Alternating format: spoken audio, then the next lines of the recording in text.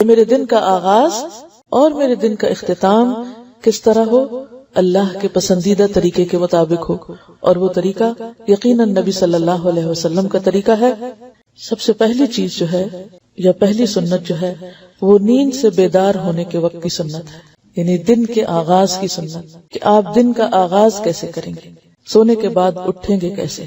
اس میں پہلی بات، نیند سے اٹھتے ہی دونوں ہاتھوں سے چہرے اور آنکھوں کو ملیے تاکہ نیند کا خمار دور ہو جائے۔ آپ کا طریقہ یہ تھا، دونوں ہاتھوں سے چہرے اور آنکھوں کو کیسے ملیں گے؟ جیسے بچے ملتے ہیں، انگلیوں کے پوروں سے نہیں بلکہ مڈل سے۔ اب بچوں کا اگر کبھی چھوٹے بالکل انفینٹس جو ہوتے ہیں، اگر ان کو آپ دیکھیں انگلیاں یعنی ہاتھ ملتے چہرے پر، تو وہ پوروں سے نہیں ملیں گے، وہ کس سے کریں گے؟ اس طرح۔ پوروں سے کیوں نہیں ملنا؟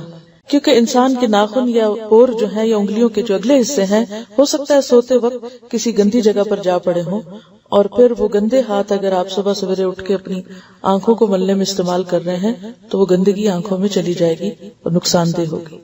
لیکن یعنی انگلیوں کے درمیان سے، اور جس طرح بچے آنکھوں کو ملتے ہیں اس طرح آنکھوں کو ملنا چاہیے۔ یہ ایک طرح سے ہلکی سی ایکسرسائز ہوتی ہے آنکھوں کی، اور اس سے انسان کو بیدار ہونے میں اور ایکٹیو ہونے میں اور فریش ہونے میں مدد ملتی ہے۔ دوسری بات، بیدار ہونے یعنی جاگنے کے بعد اور بستر چھوڑنے سے پہلے، یعنی بستر سے اٹھنے سے پہلے، اب یہ یاد رکھنا ہے آپ کو، یہ دعا پڑھیے، الحمدللہ الذی احیانا بعدما اماتنا والیہ النشور۔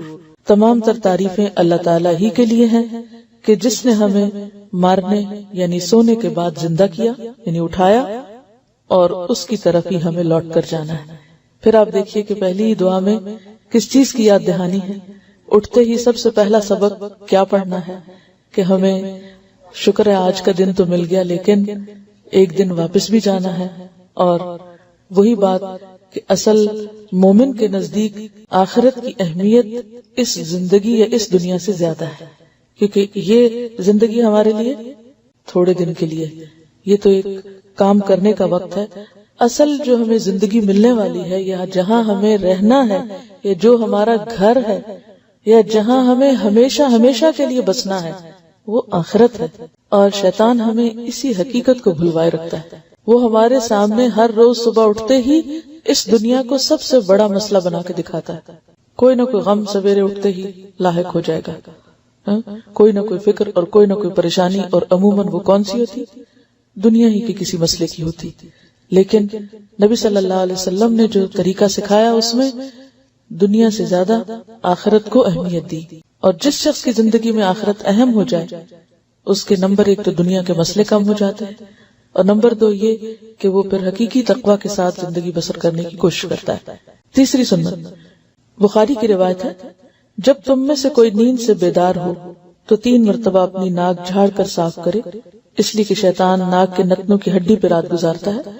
اور یہ ظاہر ہے کہ بستر سے اٹھنے کے بعد جب وضو کریں گے تو فجر کی نماز کے لیے جب وضو کرتے ہیں، یہ سب سے پہلا وضو جب صبح کرتے ہیں، تو اس میں صرف ناک میں پانی نہیں ڈالنا چاہیے، بلکہ ناک میں پانی ڈال کر باقاعدہ اس کو جھاڑنا چاہیے۔